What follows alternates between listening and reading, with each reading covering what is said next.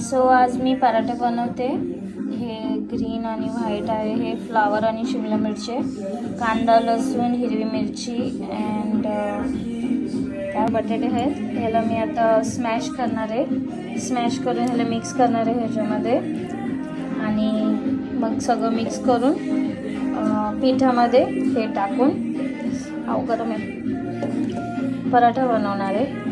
खूप मिस झालं आहे माझं किचन. एवढं पण नाही. मी आता जस्ट बटाटा थोडा कच्चा राहिला आहे. मग आपण त्याला थोडंसं स्मॅश करून घेऊ जेणेकरून ते सगळं होईल व्यवस्थितमध्ये.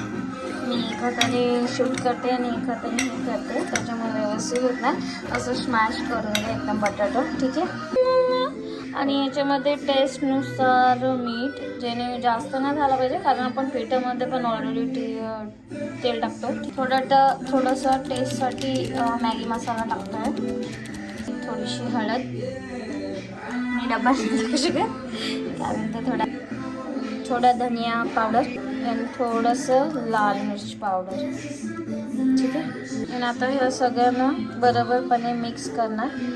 माझा हा टोप थोडा छोटा आहे, सो मी आता त्याला अच्छे चांगल्या तरीकेने ह्याला स्मॅश करून घेऊया अच्छे तरीके से. ठीक आहे. एकदम असं पूर्ण मिक्स झाला पाहिजे सगळे मसाले, मीठ, सगळं काही, टोमॅटो, कांदा बिन. सो असं पिठाचा गोळा घेणार. ठीक आहे. त्याला थोडं मीडियममध्ये लाटणार.